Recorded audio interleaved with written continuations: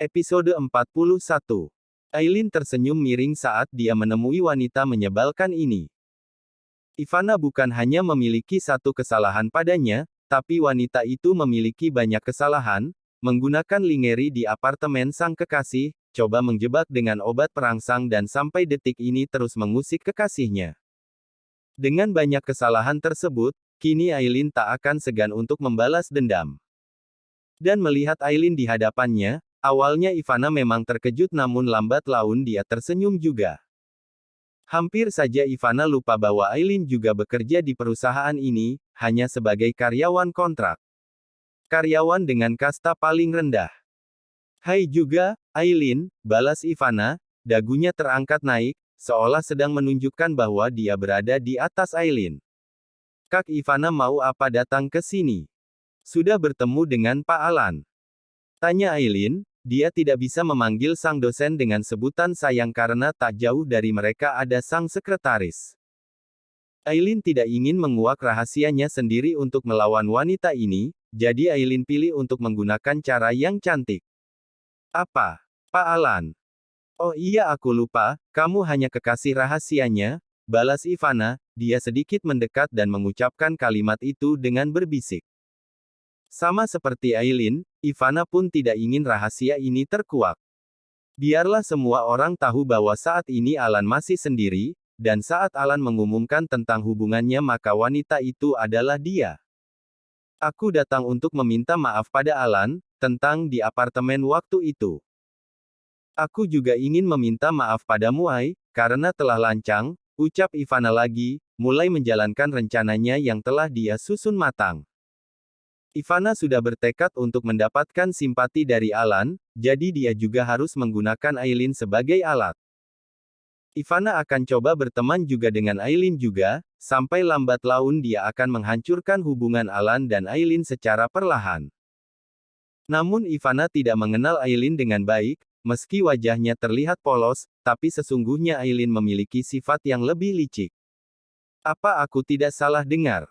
Kak Ivana meminta maaf. Balas Aileen. Maafkan aku ya, aku harap setelah ini kita bisa menjadi teman.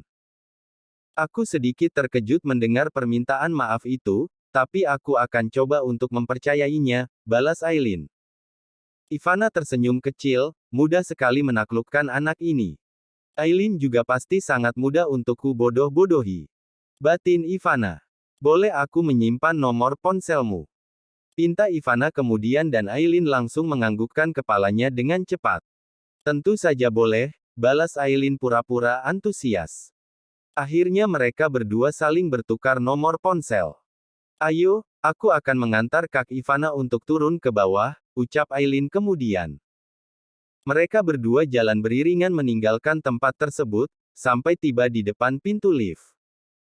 Terima kasih Ai, kamu memang sangat baik. Wajar saja jika Alan sangat mencintai kamu. Iya, Pak Alan memang sangat mencintai aku, karena itulah Pak Alan menolak perjodohannya dengan Kak Ivana, balas Aileen, dia tersenyum lebar seolah kata-katanya tidak menyakitkan. Padahal kata itu benar-benar membuat Ivana merasa geram. Namun yang bisa Ivana tunjukkan hanyalah senyumnya yang hambar.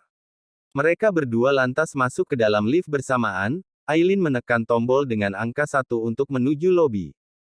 Semenjak Oma Hazel meninggal apa kamu sering berkunjung ke rumah Alan? Tanya Ivana, memulai pembicaraan. Sebuah pertanyaan yang membuat Aileen merasa tak nyaman, karena setelah Oma Hazel meninggal dia memang belum lagi bertandang ke rumah itu. Mama Berta jadi kesepian setelah Oma Hazel meninggal, beliau jadi sering sekali menghubungi aku, kata Ivana lagi. Dan Aileen hanya mampu tersenyum saat mendengar kalimat itu. Aku bisa memahaminya, balas Aileen kemudian. Terima kasih karena Kak Ivana bersedia menemani Tante Berta, kata Aileen lagi. Memposisikan seolah Ivana sedang membantu dia. Kamu tidak perlu berterima kasih, aku juga senang menghabiskan waktu bersama Mama Berta. Tentu saja aku harus berterima kasih, karena harusnya akulah yang banyak menemani Tante Berta, karena nanti aku yang akan jadi menantunya. Tapi sekarang aku masih sibuk, jadi Kak Ivana yang tidak punya kerjaan bisa menemani Tante Berta lebih dulu. Aku sangat berterima kasih, balas Aileen. Mereka berperang dalam senyuman. Kurang ajar, Aileen pasti sengaja mengatakan itu untuk menegaskan bahwa dia yang akan jadi menantu di keluarga Stuart. Dan apa katanya? Aku tidak punya kerjaan. Dasar anak tidak sopan. Geram Ivana, tapi dia hanya mampu mengatakannya di dalam hati. Aileen tidak hanya mengantar sampai ke lobi, tapi Aileen terus mengantar Ivana sampai ke area parkir. Sampai tiba di mobil putih milik Ivana. Aku sudah mencoba agar kita bisa menjadi teman tapi ternyata aku tidak bisa, ucap Aileen kemudian. Dahi Ivana berkerut saat mendengar hal tersebut. Aku paling malas jadi orang munafik dan aku tidak sebaik itu untuk bisa melupakan semua kesalahanmu, kata Aileen lagi. Apa maksudmu, Ai? Tanya Ivana pula, yang belum tahu kemana arah pembicaraan Aileen. Pasalnya beberapa saat lalu mereka telah saling bicara layaknya seorang teman. Dan saat itu juga Aileen memberi isyarat agar Nora keluar dari tempat persembunyian. Sejak tadi Nora telah menunggu kedatangan kedua wanita di salah satu sudut, dan saat Aileen memanggilnya dia langsung datang dengan membawa satu ember berisi air kotor. Air cucian piring yang dia dapatkan dari kantin perusahaan. Tidak usah sok bersandiwara jadi orang baik, aku bahkan bisa melihat kelicikan dari sorot matamu, kata Aileen. Ivana langsung cemas sendiri saat melihat Aileen memanggil salah satu temannya. Apa yang mau kamu lakukan? Tanya Ivana dengan was-was. Aileen kemudian mengambil ember di tangan Nora dan langsung menyiram Ivana menggunakan air tersebut. Biar, pekik Ivana, kuat sekali. Namun sekarang di area parkir tidak ada siapapun kecuali mereka bertiga. Jangan sok cantik. Sok tidak tahu apa-apa, dulu kamu membuat kami basah dengan genangan air jalanan, jadi sekarang kami membalasnya. Ucap Nora, ikut buka suara, jiwa barbarnya tak mampu dia kendalikan. Nora paling suka keributan dan perkelahian seperti ini. Ahak. Kurang ajar kalian. Bentak Ivana, dia bahkan mengangkat tangan kanannya hendak menamparkan Aileen, namun dengan cepat Aileen mampu menahan tangan tersebut. Jangan dibanting Ai, dorong saja. Ucap Nora cepat-cepat, takut Aileen hilaf. Dan mendengar ucapan Nora tersebut, Aileen langsung mendorong Ivana dengan sangat kuat, sampai Ivana akhirnya jatuh tersungkur di aspal. Bukan hanya Ivana yang menjerit, tapi Nora juga karena saking terkejutnya. Aku dan Pak Alan tidak sudi memiliki teman seperti dirimu, jadi jangan pernah tampakkan dirimu lagi di hadapan kami. Tita Aileen. Aku akan membalas semua perbuatanmu ini. Aku akan mengatakannya pada Mama Berta. Alan tidak mungkin menikah dengan wanita barbar seperti dirimu.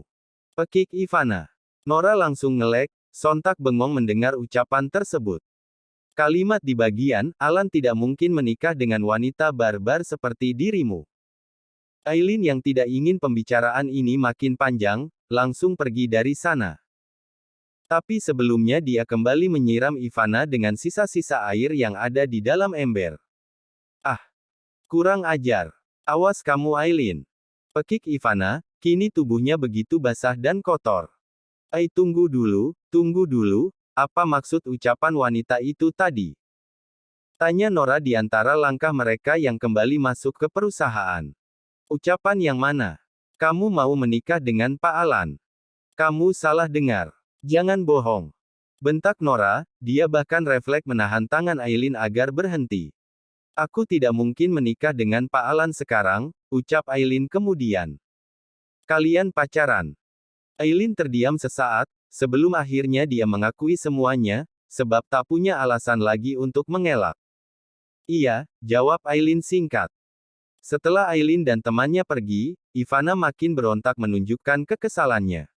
Badannya bukan hanya basah, tapi juga bau sambal dan lengket dengan minyak. Entah air apa yang digunakan Aileen untuk mengguyurnya, namun ini sangat menjijikkan. Sialan. Pekik Ivana, sumpah demi apapun saat ini dia kesal sekali. Jika bisa rasanya Aileen ingin dia bunuh saat ini juga atau melempar gadis barbar itu masuk ke kandang buaya. Sampai Aileen mati dan mendapatkan pembalasan yang setimpal. Sungguh, Ivana benar-benar marah. Aileen. Pekiknya lagi tak habis-habis, benci sekali. Dengan perasaan yang begitu geram dia akhirnya bangkit berdiri, Ivana bahkan merasa jijik dengan tubuhnya sendiri. Bagaimana caranya aku pulang? Tidak mungkin aku mengendarai mobil dengan keadaan seperti ini. Ark. Kurang ajar. Ivana tidak ingin mobilnya ikut kotor juga, saking kesalnya dia sampai menangis. Tapi Ivana tidak punya pilihan lain, mau tidak mau akhirnya dia tetap masuk ke dalam mobilnya dengan tubuh yang sudah kotor seperti itu. Bagaimana tidak, Ivana akan semakin malu jika ada orang yang melihatnya dalam keadaan seperti ini. Jangan pikir aku akan diam saja Aileen. Aku akan mengatakan semuanya pada Mama Berta. Ku pastikan hubunganmu dengan Alan akan berakhir. Tekadnya dengan sungguh-sungguh. Dan di saat Ivana meninggalkan area parkir tersebut, Aileen dan Nora justru masih tinggal di salah satu sudut. Langkah mereka berdua terhenti di sana, sebab masih membicarakan sesuatu yang sangat serius. Nora sangat tercengang saat mendengar jawaban sang sahabat atas pertanyaannya. Pertanyaan apakah Aileen dan Pak Alan sesungguhnya tengah pacaran? Apa? Tanya Nora dengan suara yang terdengar gagap. Keterkejutan yang dia rasakan sampai tak mampu diucapkan dengan kata-kata.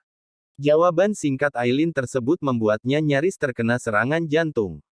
Iya, aku dan Pak Alan memang pacaran, balas Aileen, makin mempertegas jawabannya sendiri. Tak hanya dengan kata-kata, Aileen bahkan menunjukkan keseriusannya tersebut melalui sorot matanya. Astaga, astaga, astaga, ucap Nora seraya menyentuh jantungnya yang berdegup. Mengulang kata astaga sampai 3 kali.